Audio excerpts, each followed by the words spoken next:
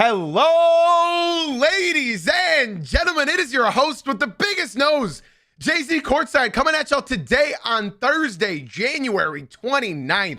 So happy to have y'all in the show today. Whether you're a podcast listener or a live crew member, I appreciate you guys all. Well, actually, I was going to say all the same, but I do appreciate the live crew more. It's not that I don't appreciate you guys in the podcast. I do.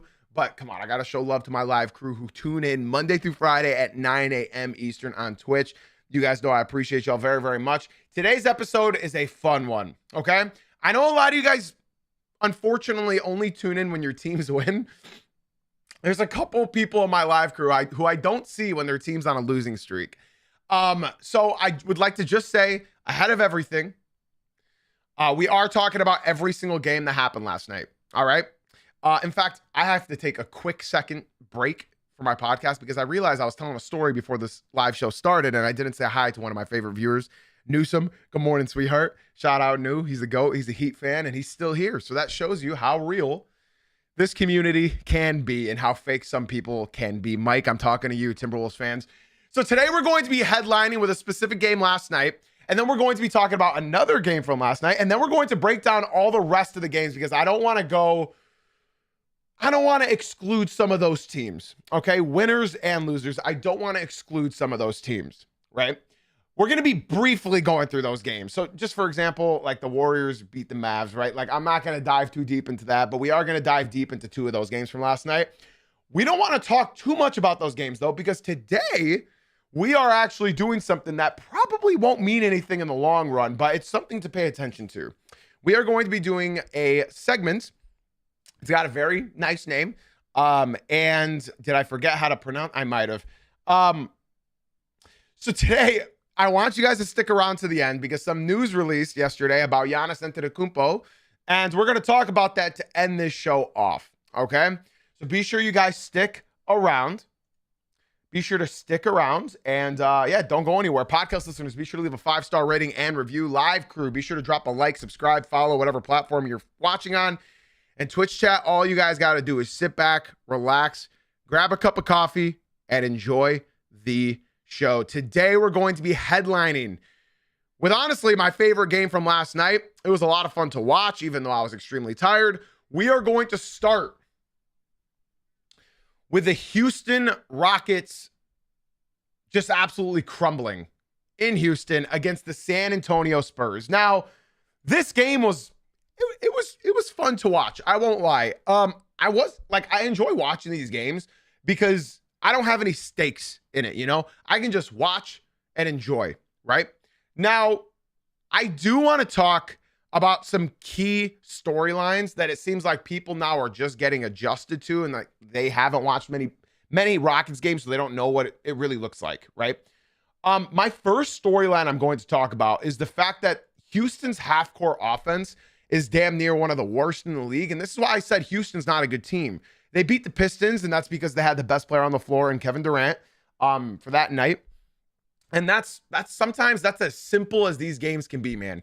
But the reason I say they're not a good basketball team is because their half-court offense, I would say, is about the second worst in the entire NBA. If they didn't have Kevin Durant, it would be undisputed the worst half-court offense in the entire NBA. Yes, we will be talking about the worst half-court offense later in this show, but the Houston Rockets managed to only score 37 points in the second half. In fact, they only managed to score 13 points in the fourth quarter, looking like my teammate in my rec league. And this is the kind of game that I enjoy because three-point shooting was not prolific in this game. The Spurs only hit 6. The Rockets only hit 8. In fact, I got to talk about the biggest storyline of the night. First and foremost, is it just me, or are teams allowed to play a lot more aggressive than, for example, the Pistons? Because the Pistons can't play any defense whatsoever before getting called a foul, but I'm watching Amen Thompson hold and grab Wemby all night long, and most of them are not being called. It's so crazy what happens when you have a reputation of being an aggressive defensive player versus just, like, being allowed to foul like a Lou Dort, like a Dylan Brooks, like all these teams, right? I do have to respond to this guy, Giovanni, in the TikTok stream. He has asked me, what do you think about the Suns about 15 times? We're not talking about the Suns today. So in case Giovanni needed to hear that, we are not discussing the Suns today. So let's talk about the biggest storyline of this game. It seems like the whole world just learned how you guard a Thompson twin. And this is not new to me because my team has a Thompson twin, okay? So I checked NBA Twitter because that's what I do after all of these games. And my Lord, Rockets fans, they were all screaming at one player, and that was Amen Thompson. Now, if you look at the box score, Amen Thompson, if you're not watching the game, he had 25.7 rebounds, 4 assists, 4 steals, a block, and 2 turnovers, and he shot 11 for 23 from the field. So you might be wondering, how are they coming at this guy? Well, let me explain. They did something to Amen that OKC did to Amen. They're doing to Amen like every team is doing to Asar Thompson. Now, the Pistons, the reason why I bring up the Pistons because they for real are the Rockets of the East, and not just because they have Amen Thompson. The reason why I say that is because teams have been doing that to Asar all season long, where they put, this is what the defensive scheme looks like. So Ime Udoka absolutely got out-coached, and I think this is a big coaching problem because he did this in Boston a lot, and you guys can verify this if you're a Celtics fan.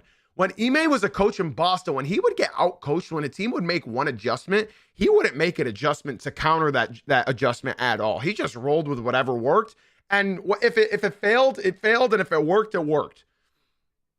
And it seems like he's doing that same thing here in Houston. They put Victor Wembanyama to guard Amen Thompson. You guys are probably thinking he probably dusted him, right? He was probably running right past him. No. Victor Wembanyama was camping in the paint while Amen Thompson had 15 feet of room. I wish I were exaggerating. You guys can watch the games back. But Amen Thompson had 15 feet open. Nobody. He's on an island by himself, and he's not shooting. And reason being, Amen Thompson can't shoot the three. In fact, he's just given up on attempting the three. I don't remember the last 3 I've seen Amen Thompson attempt, but he's shooting 19% from deep. It's not good. And that's okay. Because as Ime Udoka should do is what JB Bickerstaff does. When teams do this to the Pistons do something very, very simple. And this has been a play actually since as early as I can remember, the grit and grind Grizzlies with Tony Allen. Because if you guys remember Tony Allen, he couldn't shoot. He was the worst shooter in the league, but he was a lockdown defender. So what teams would do is they would put their centers who are mobile enough to just stay in the paint and let the man of men just chill on the perimeter by himself because he's not going to shoot. He's not a threat. So there's a simple play. There's a simple play to beat that defense, okay? What you do is you take a man off the ball. So Durant has the ball. Şengün has the ball. Reed has the ball. Anybody has the ball except for Amen Thompson. And what Amen does is he either sets an off-ball screen to make Victor Wembanyama go up, or you set a screen on ball that makes Victor Wembanyama go up, because otherwise they're going to give up a wide open three. They didn't do that. In fact, they didn't do that a single time last night. Instead, they just kept allowing Amen Thompson to be by himself on an island and not attempt shots. And that is like the biggest, I don't know about you guys, but if somebody's not respecting my jump shot, I'm going to lose all my confidence. And I know these professionals are that same way, man. They are the same exact way. They feel that way as well. If you're wide open and they're daring you to shoot, man, it's going to be tough to shoot that. It's going to be tough. I see people in the TikTok saying that the stream froze. The Twitch stream is perfect. So if you guys want your stream, be sure to come through to the Twitch. So Ime Udoka, honestly, I feel lost this game. We're talking about Giannis later, guys. He lost them this game because all he had to do was put Amen Thompson in some pick and roll action, off the ball, on the ball, get Victor Wembanyama to come out of the paint. And they didn't. They didn't. Ime Udoka just accepted it. He just accepted it. Now, it doesn't help that Alperen Şengün was 0 for 8 in the fourth quarter. I repeat, he was 0 for 8 in the fourth quarter. Şengün got hurt like 10 games ago, and he's been sort of really, really bad for the last 10 games other than one. I'd say 8 out of the last 10 games, he's been very, very bad since he got hurt. And, yeah, Kevin Durant was getting clamped. I got to be honest. Stephon Castle, Vassell, they were all hounding him. And when you don't have three-point threats around Durant, what does it mean? I think the Rockets need an offensive coordinator here because losing Steven Adams is tough.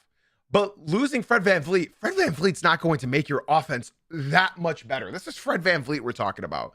He's a good player, but this is also a 30-plus-year-old coming off of an ACL injury. So Fred VanVleet's not going to come in and be your Steph Curry to your Kevin Durant.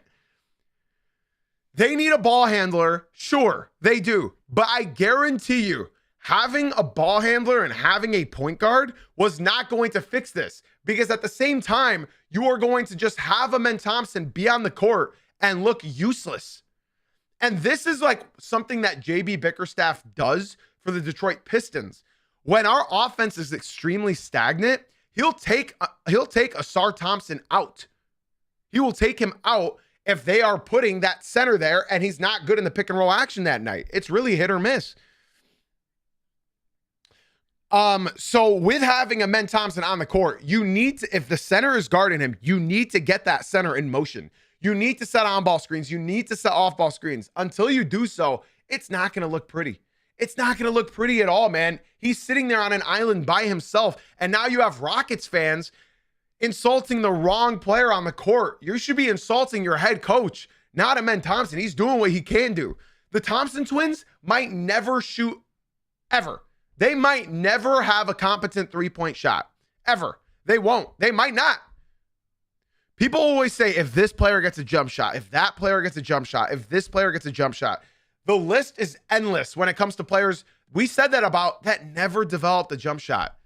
Most of these players that we say, if they can get a jump shot, it just never comes.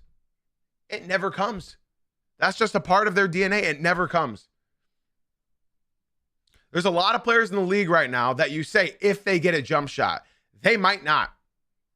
Just to name a few, Dyson Daniels, Amen Thompson, Asar Thompson, they might not. If it does, it happens. Ben Simmons back then, sure. There's so many players that we said that about.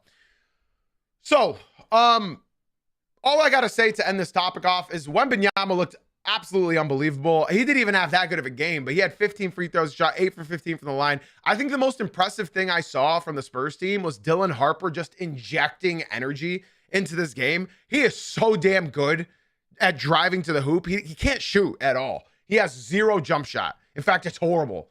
But the way he just barrels into the hoop and does those beautiful acrobatic finishes is awesome. It's awesome. Seeing Keldon Johnson, he's my favorite player that comes off the bench almost in the entire NBA. I'd say he's a top 3 player that comes off the bench for me in the entire NBA. I love watching that guy hoop.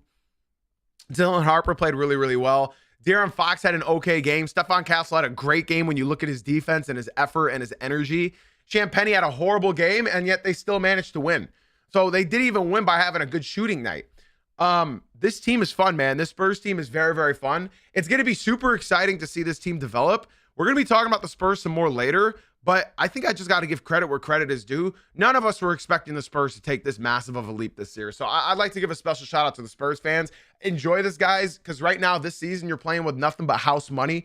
Win a playoff series, don't win a playoff series. It doesn't matter. You guys exceeded expectations, and you guys are far ahead of schedule. Enjoy this season.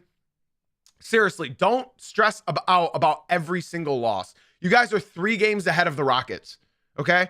Do not stress out about these losses. You have such a deep team, and that is how you win NBA championships now. It might not happen this year, but shit, next year you could genuinely convince me that this team is going to be a dynasty. You could genuinely convince me. Like, this is awesome. This is awesome. This is so freaking cool. I love watching teams surpass expectations, and that was a big win for the Spurs. They absolutely just embarrassed Houston on their home floor. I love it. I absolutely love it.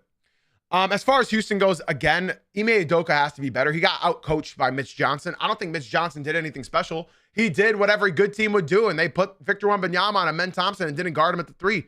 Plain and simple.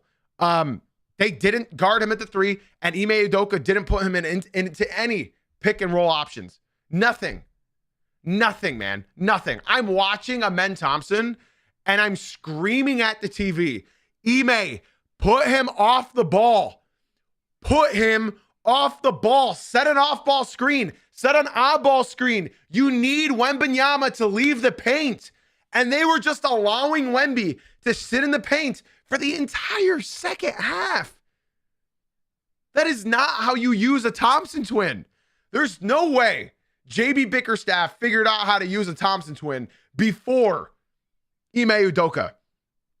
If Asar Thompson was half as aggressive and got half the minutes as Amen Thompson did, Asar Thompson would be talked about as quite literally one of the best players in the NBA. But unfortunately, I say unfortunately, we have Cade Cunningham.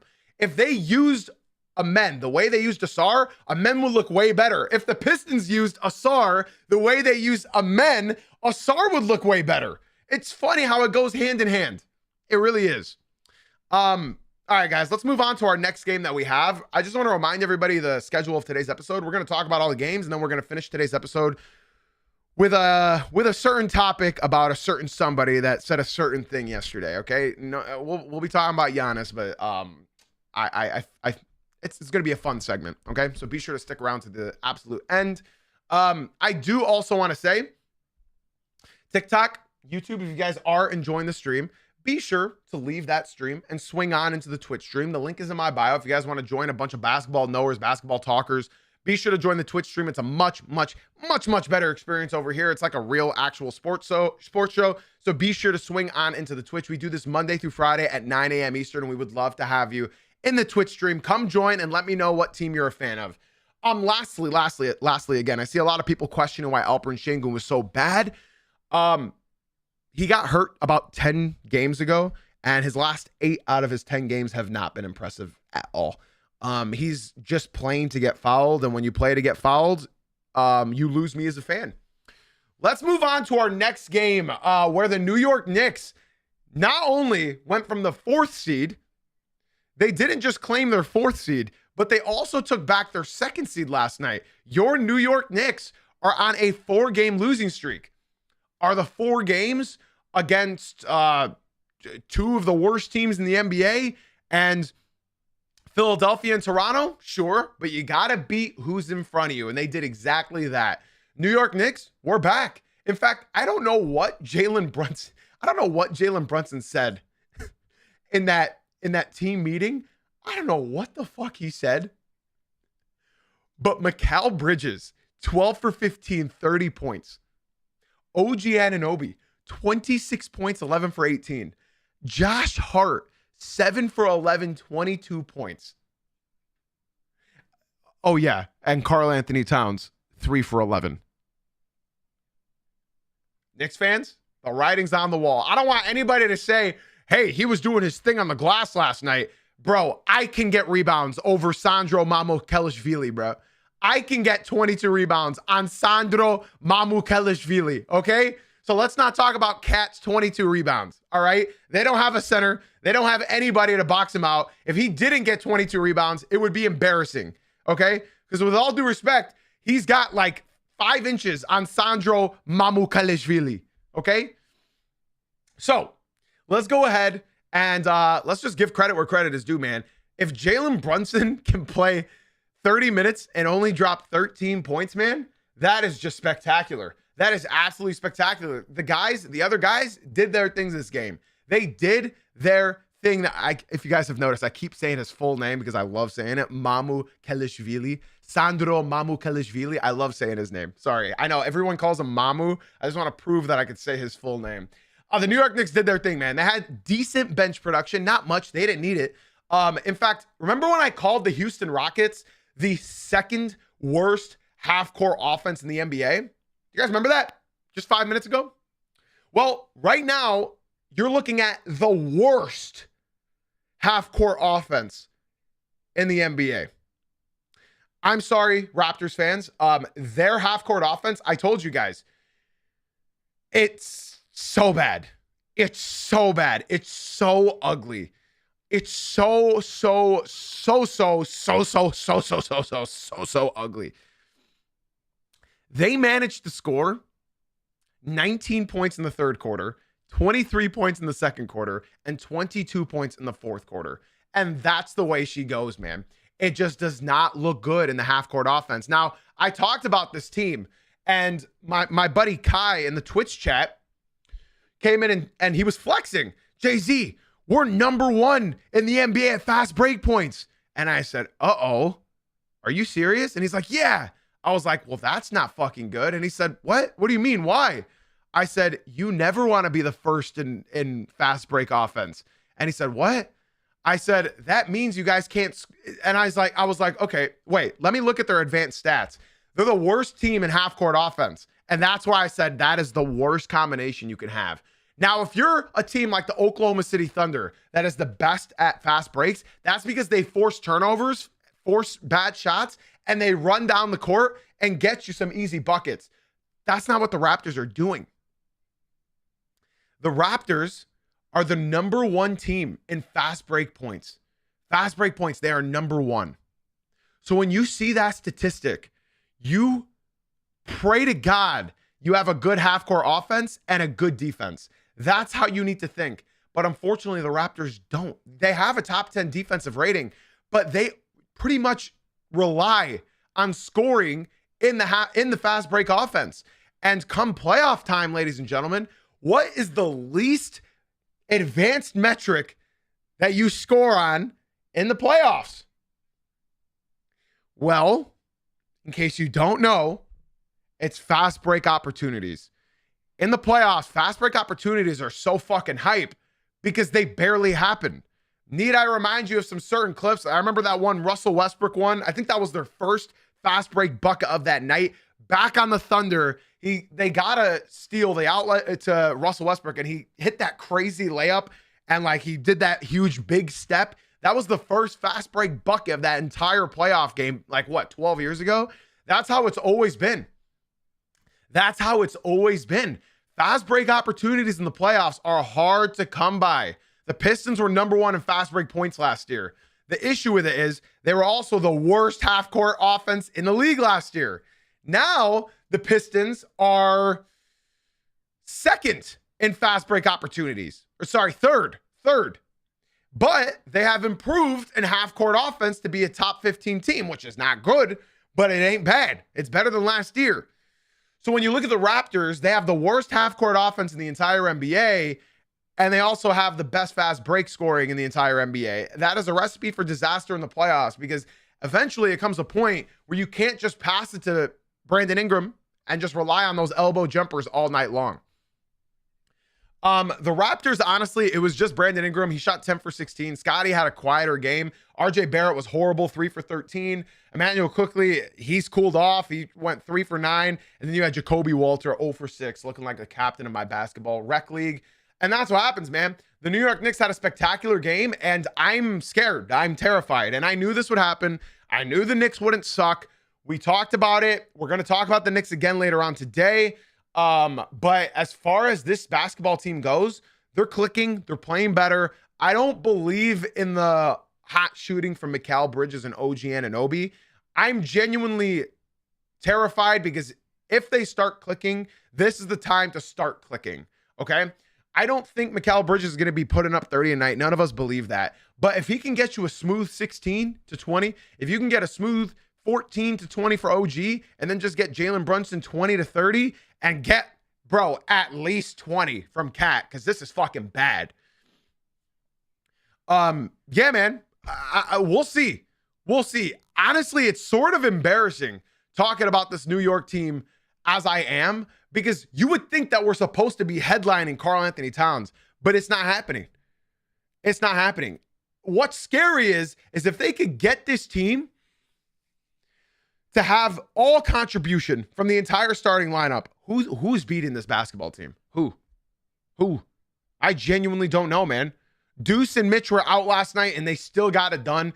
I wasn't too worried about them missing Mitch last night. Like I said, the Raptors don't have a center, so I wasn't worried about getting rebounds. I wasn't worried about those box outs. It was pretty obvious what was going to happen this game. And the New York Knicks, they put the Raptors away in really funny fashion. Because Raptors basketball, I got to be honest with everybody, man, it's fucking ugly. It's ugly. It's ugly. Like, it gets ugly quick. You know, like, they can go on a nice 10-0 run and then just not score for 7 minutes. The Raptors aren't a bad team. They just don't have consistent offensive threats. When you have IQ making the money he's making, they would have moved his ass by now, but his contract is too big. And then your glue guy, RJ Barrett, had a bad game, man. That's just how it goes. That's how it goes. The Raptors are a good team with bad offense. And that's, you know, they can make some noise in the playoffs. But when those shots are not falling, man, it gets ugly quick. I love the Raptors. I always support the Raptors. But, yeah, because I just got to be honest, man. Okay, let's move on. We're going to go ahead and do a lightning round with the rest of these games from last night. And then we're going to get into our final topic of this episode. I do want to remind you guys again, if you are in the TikTok stream, get out of there. Come to the Twitch, y'all. Come to the Twitch stream. We need y'all. We need y'all on the Twitch. Jay-Z Uncut on Twitch. We're waiting for y'all to come through. Not a single one of y'all have. If you guys come to the Twitch stream and watch 3 streams in a row, I will personally gift you a sub out of my own pocket. $5 sub. Come to the Twitch. All right, guys, let's get, like I said, lightning. Let's be quick here, all right? Up first, we have the Atlanta Hawks upsetting the Boston Celtics, Beantown Boys. I'm sorry.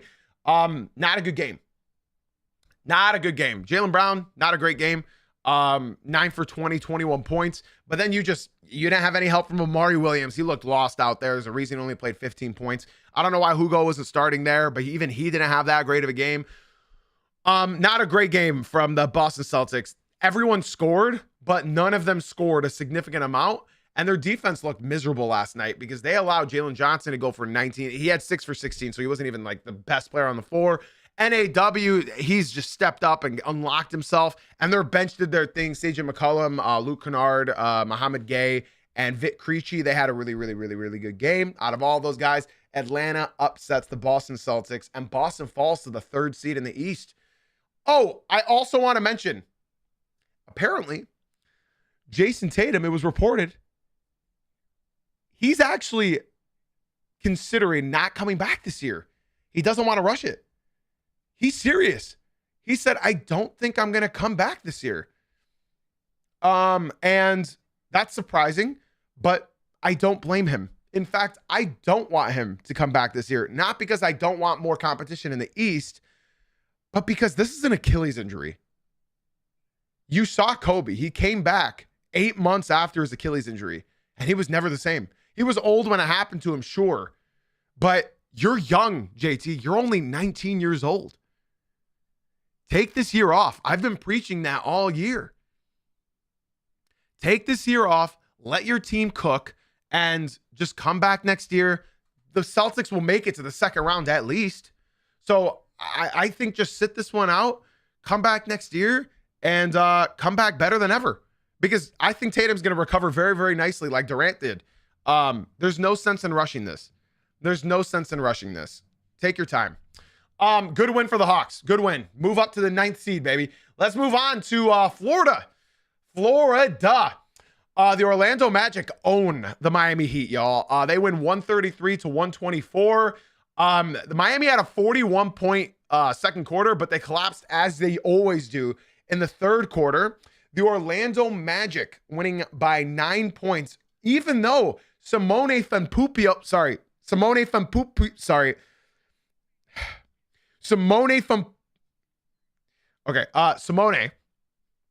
though he had 23 points off the bench, that couldn't get it done. They couldn't hold on to the lead. When I was watching this game, I figured that they were going to just hold on to that lead and win, but Jovic 1 for 4. I don't know why Jovic gets 19 minutes per game. I don't know why Khalil Ware gets 7 minutes per game. Why does Eric Spoelstra hate Khalil Ware? Why is he only getting 7 minutes per game? It makes no fucking sense to me, Eric Spoelstra.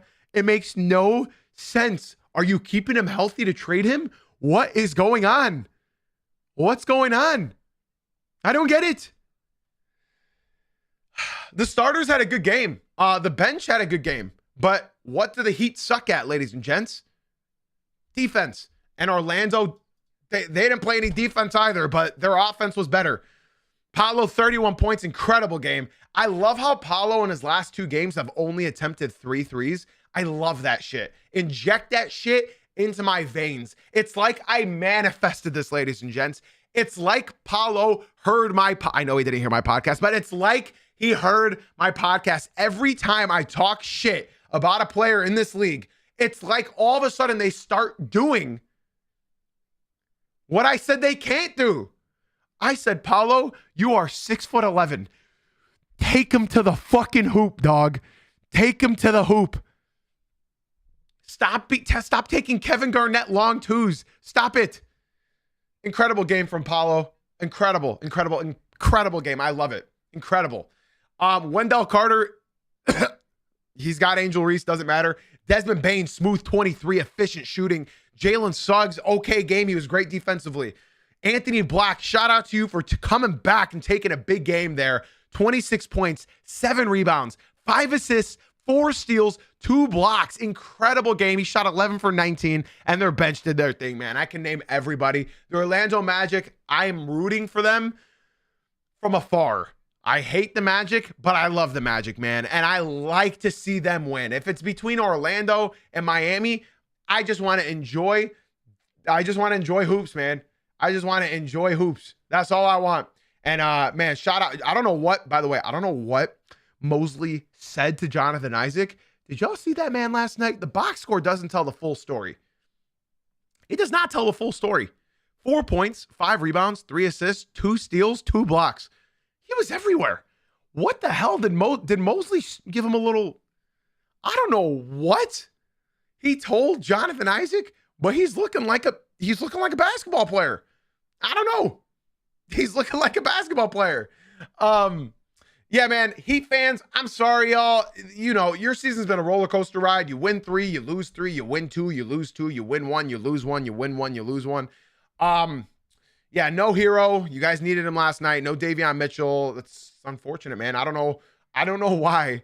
Chat, please just tell me, bro. Why is Yakachonis getting 20 minutes and Khalil Ware is getting 7, bro? Like, make fucking sense to me, bro. Yakachonis doesn't even have a picture on StatMuse, and you're telling me this motherfucker deserves 20 minutes? 20 minutes and Khalil Ware gets 7 minutes? I don't understand what is going on in Miami. I don't get it. Let's move on to the next game real quick, guys. We got to move with some pace, man. Golden State beat the Jazz. Yay! We're back. Yay! We're back. Let's go to Minnesota, let's go to Dallas real quick. Big game for Minnesota Timberwolves. They played very, very well. Here's the thing about the Minnesota Timberwolves. This is how you win. If you have Naz Reid going for 20 plus off the bench, you better hope to God that Julius Randle and Anthony Edwards both had mediocre games. Because if they all have good games, you're not winning the game. Julius Randle, 31 points. Anthony Edwards, 20 points. And Naz Reid, 23 points. You're going to lose every time. You can't do anything when 3 guys are putting up 20 plus and one of them 30 plus. You're not going to win those games. Not in today's NBA. You're not going to win those games. Let's move on real quick to the Cleveland Cavaliers just dismantling the Los Angeles Lakers. Wow. Quick storylines. Every other podcast probably starting with this game that happened from last night. LeBron, dookie-ass game. In one of his last games ever in Cleveland, he had 11 points, 3 rebounds, 5 assists, 1 steal. He was a minus 23 on the court, 6 turnovers. He shot 3 for 10 and 0 for 3 from deep. Jake LaRavia, you're horrible. DeAndre Ayton.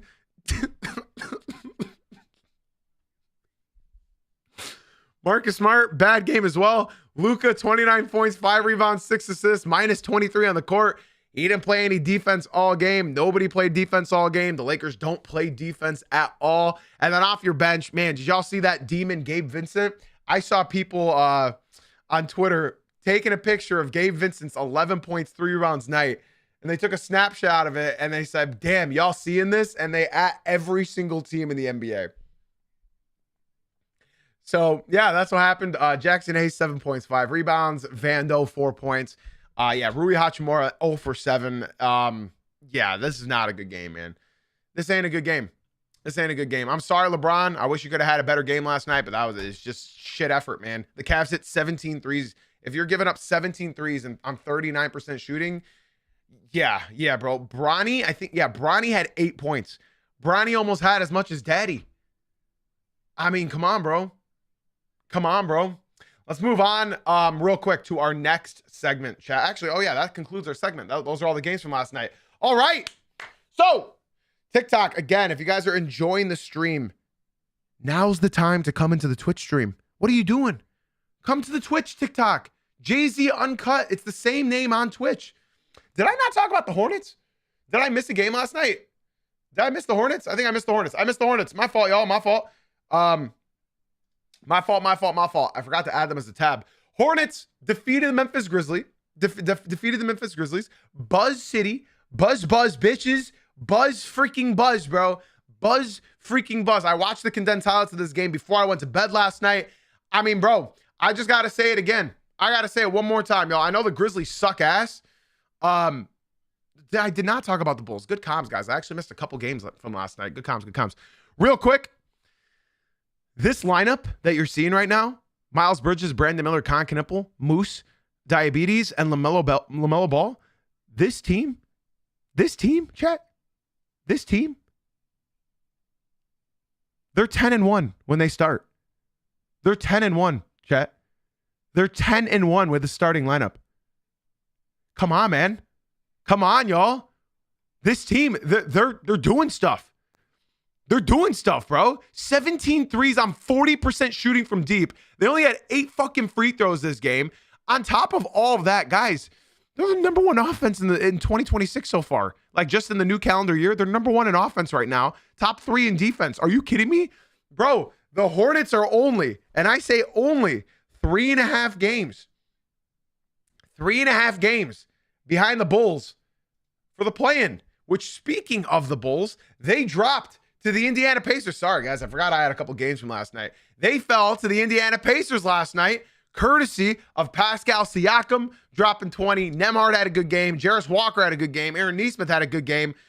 Typically, they don't get the scoring effort from all of these guys, especially Benedict Mathurin off the bench. It was great. If the Hornets could stay healthy, yeah, they could definitely make some noise. But the Pacers, bad win last night. I know you're probably wondering, Jay-Z, how's it a bad win if they won? That's a bad win, man. And then the Bulls, I mean, bro, Vooch baby, 25 points, 9 rebounds. Just free Vooch, man. Should have been freed years ago, and yet they didn't. So, yeah, that happened. And I think I also forgot one more game last night. I believe I missed the Blazers and Wizards. Did it? No, I didn't. Those are all the games. We're done. Let's move on to our final segment of today's episode. Ladies and gents, TikTok, again, leave that stream and come through to the Twitch stream. Did I miss a Blazers game last night? What are people telling me in the TikTok? I did not miss a game. I don't know why people are telling me Blazers. Fuck the Blazers. Let's move on. I didn't mean that. It's just I keep getting told Blazers. They literally did not play last night. Let's move on to our next subject, chat. Next subject. They're telling me Rockets. You should have been here at 9 a.m. Eastern, Drew. You missed it. Let's go ahead and move on to our next segment, okay? You guys know, last night, Giannis Antetokounmpo said that he's ready to leave Milwaukee, whether it's this trade deadline or the offseason. Now, I'm going to be honest with everybody. It's not going to happen during the deadline. It ain't happening. He's not going to get moved by the deadline. He's going to get moved into the offseason. I've been preaching this all year round. It's too big of a trade. It's not going to get done in the next week. Less than a week. I think it's 5 days until the deadline. Okay? So he's not going to get moved. But I got you some good-ass packages. Sean, you didn't miss. You must have missed the tweet last night. Giannis said he is ready to leave Milwaukee. So, according to that news, it was posted by Shams. He's not going to leave during the season. I know it. But during the offseason, these are the trade packages that I've prepared. Okay?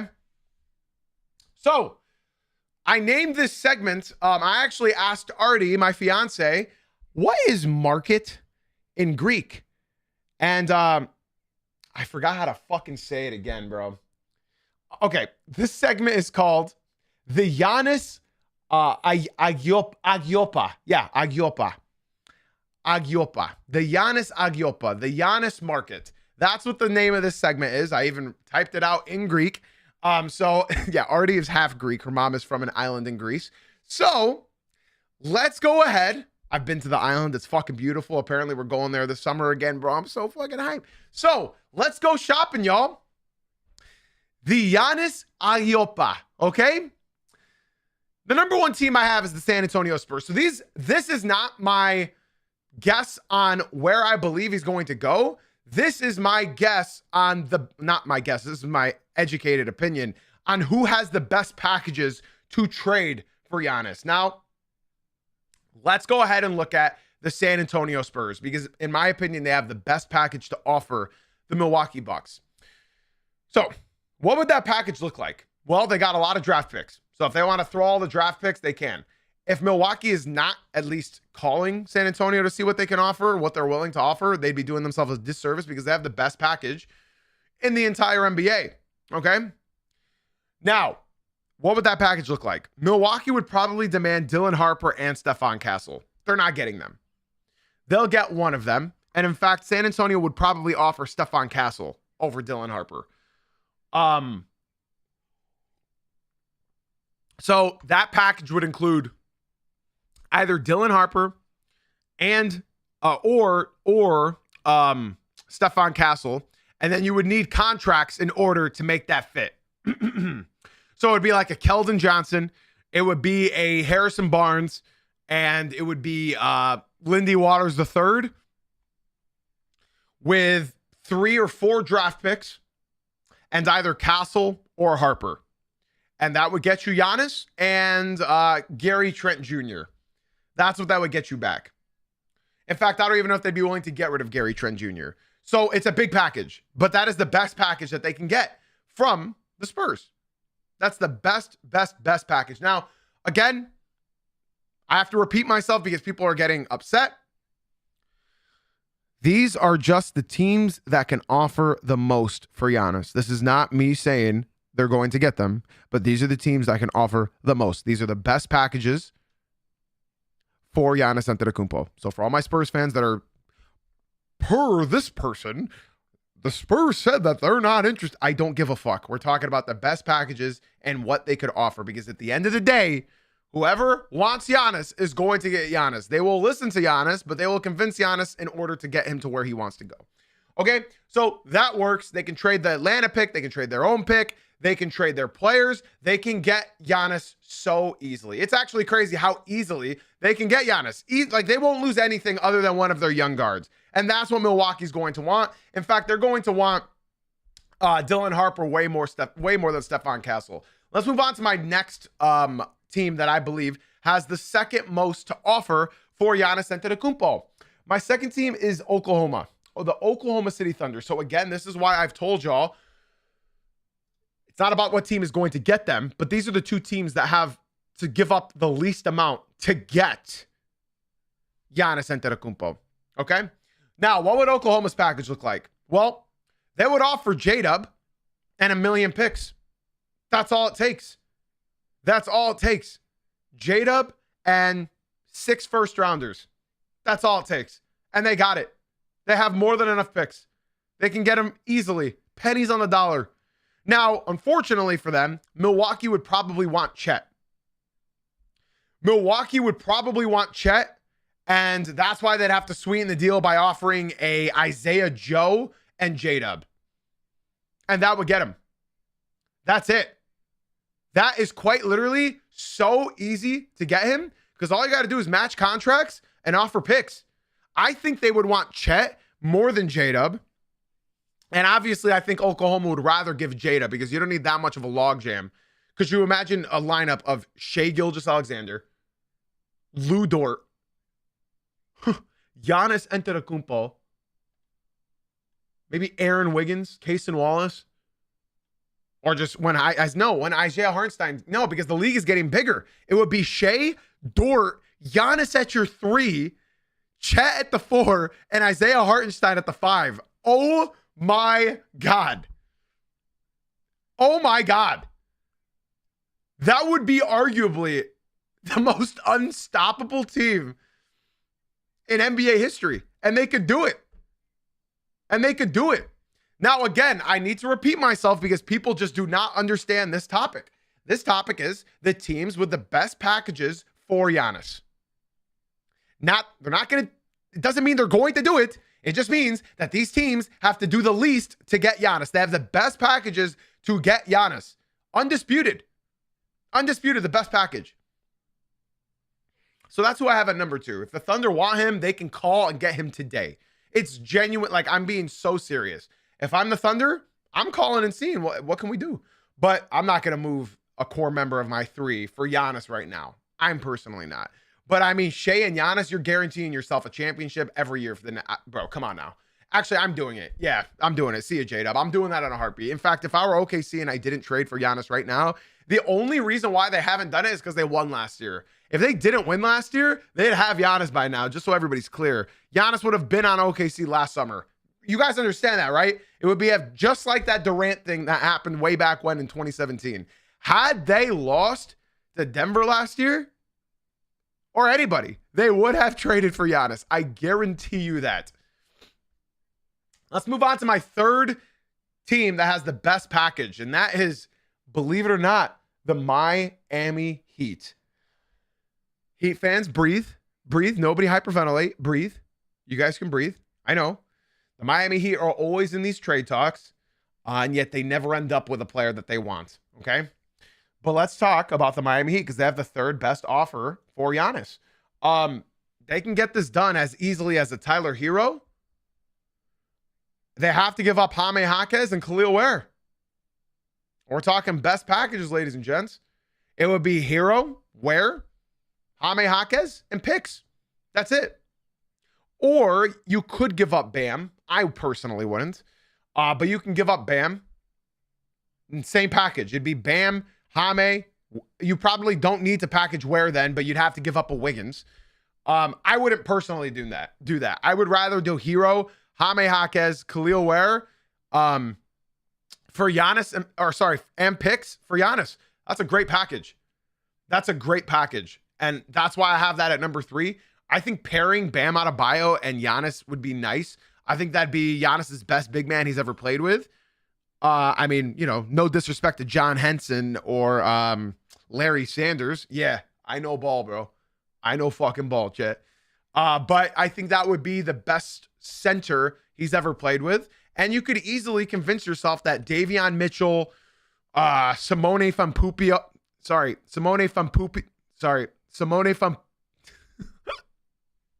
you can convince yourself that Norm Powell, Giannis, Bam, and Davion Mitchell can make a deep playoff run. I can genuinely see that. I'm not being crazy when I say that.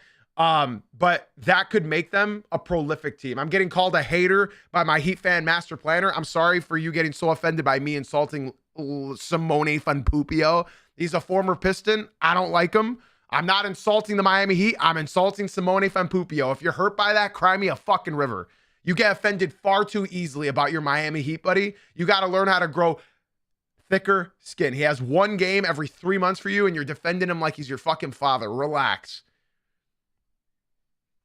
So I think genuinely, if they traded for Giannis, that's a good fucking team. That is a good fucking team. Davion Mitchell, Norm Powell. I mean, Jovic sucks, but you still got Simone Fanpupio. And then Giannis and Bam. I think that's a good team, man. I think that's a good team. That's a good team. You still got Bam. That's what matters. And then in the offseason, go for Ja Morant. Let's just do a no shooting team. Let's do Ja. Let's do Ja, Giannis, Bam. Fuck it. Just balls to the wall, man. Do it. Why not? You got nothing to lose, bro. You got nothing to lose.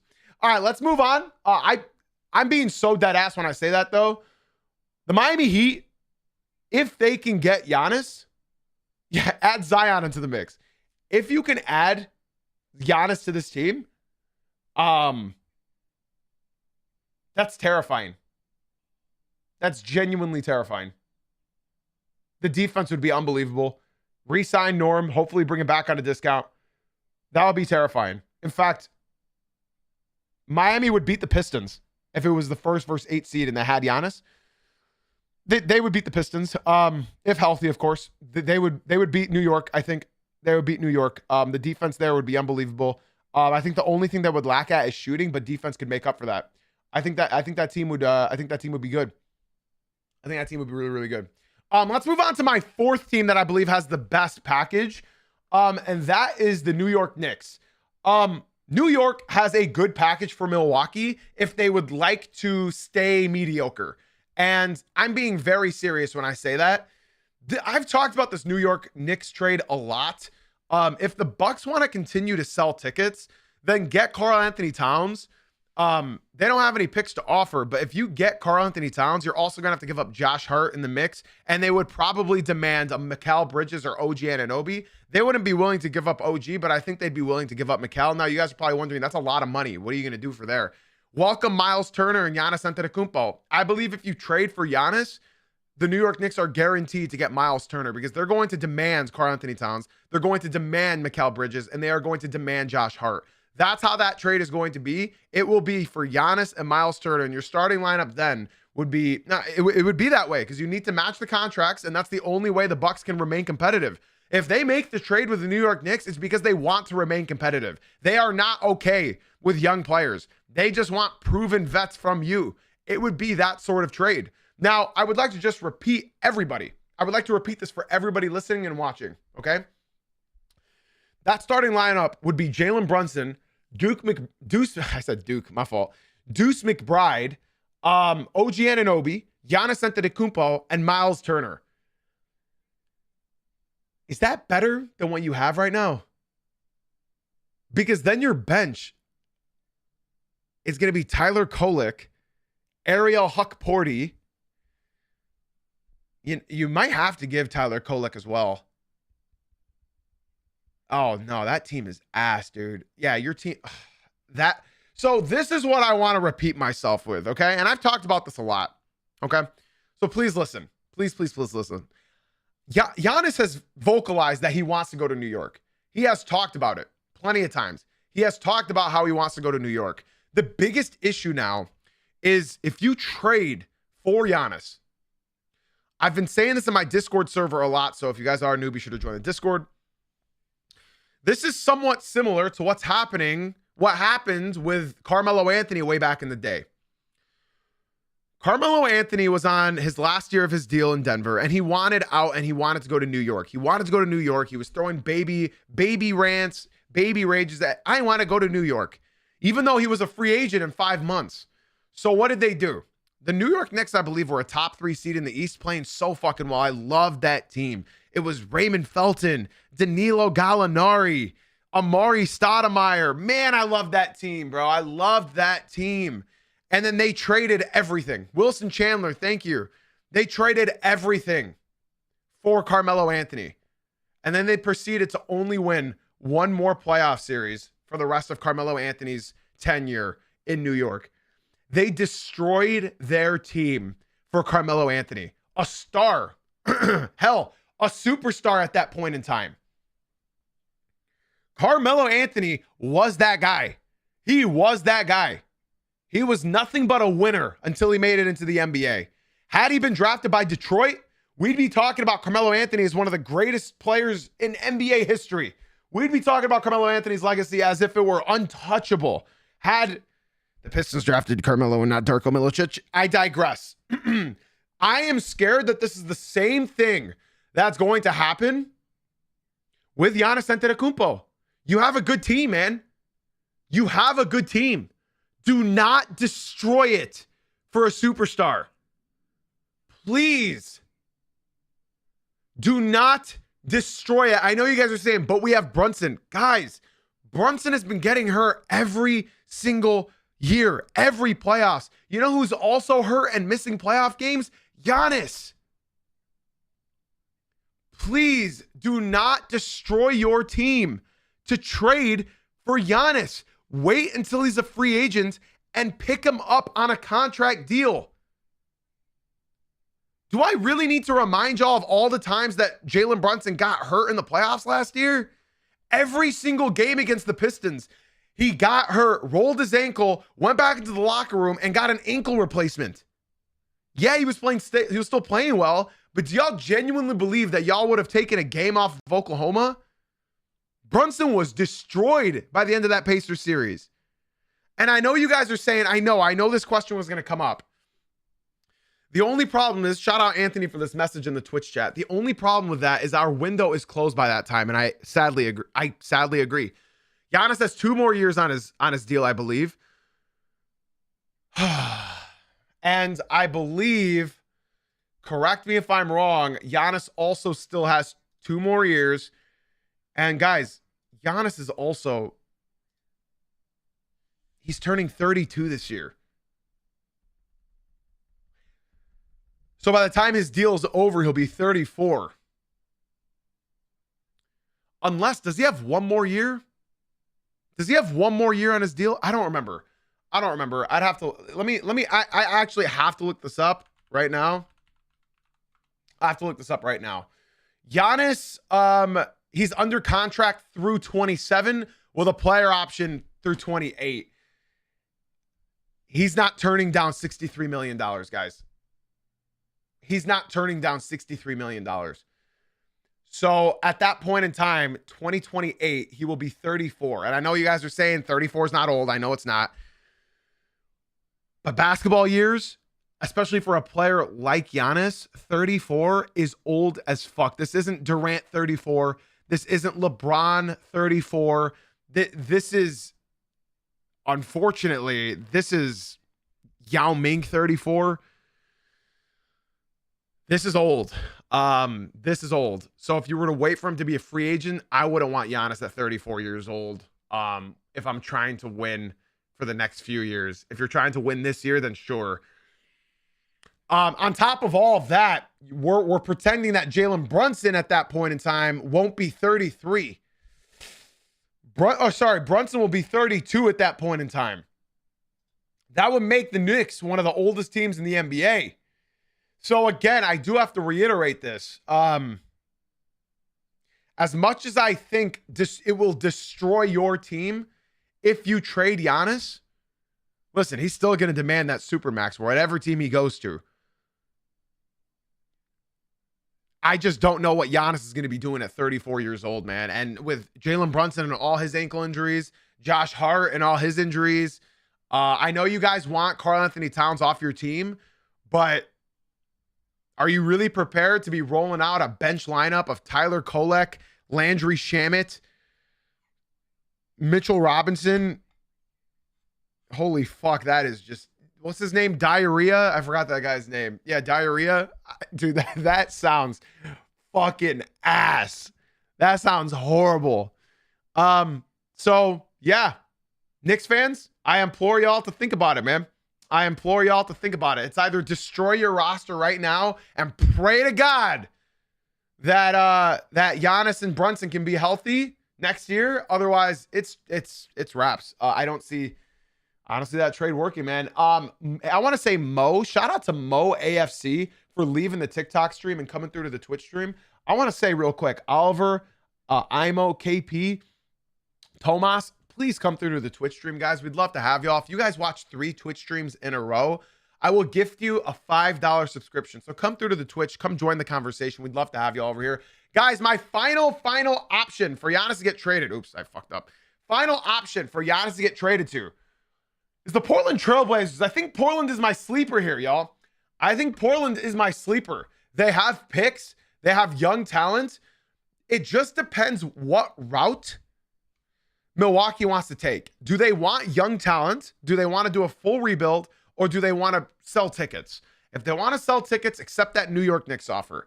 If they want young players and young talent into a full rebuild, there's a lot of trade options for there. Obviously, the Spurs being number 1, the Thunder being number 2. What team did I have at number 3? The Miami Heat for young talent again. But if you want to sell tickets, New York's your best bet. If you want another good option, it's also the Portland Trailblazers. They're my fifth option. It's not like they have a lot to offer, but they do have draft picks. They got good capital. They got good draft picks. They also have good young talent. You can get a Shaedon Sharpe. You would probably also have to take Jeremy Grant, even though because his contract. And they would probably demand Shaedon Sharpe, Kamara, and probably Sissoko.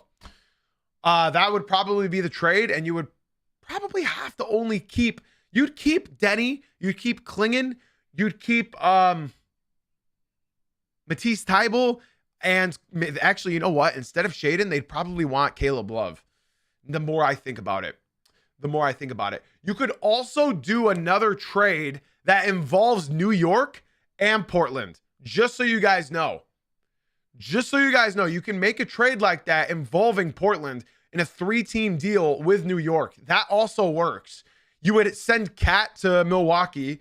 You would send Caleb Love or Shaedon Sharpe to Milwaukee. And then the draft picks would all go Milwaukee's way. And that's probably the best trade that you can make from the New York Knicks. I wouldn't want to do a 1-to-1 trade with the Knicks and Bucks, but you could do a 3-team deal and really work out a banging deal with any one of these teams. So Knicks fans, OKC fans, Spurs fans, and Heat fans, if you get involved in a 3-team deal, and you could make it a 4-team trade, you really could make it a 4-team trade. It just gets complicated, and this is the reason why I said this trade is not going to happen in the middle of a season. It's going to happen in the offseason, because if you were to do this, Anthony and everybody, if you guys were to do this, Knicks fans, you want as many teams involved as possible, because as I just told y'all, if you do a 1-to-1 trade from New York to Milwaukee, you're giving up everything. So wait on it. I think in the offseason it's going to be great. Giannis, I believe, will get moved into the offseason, and there's a lot of options where you could go. I hope you guys enjoyed that segment. I hope you guys understand a little bit more of what it takes to trade for Giannis. And I hope you guys also understand the risk in which it takes to trade for Giannis. There's only 5 days left in this trade before the trade deadline. Giannis is not getting moved. Nobody's going to do a 1-to-1 team trade. The only teams that can afford that is the Thunder and the Spurs. If you want Miami, well, Miami can do it too. But if you want the Knicks or Portland or any of these other teams in the NBA to make a trade with Giannis, it's going to demand a third and maybe even fourth team involved.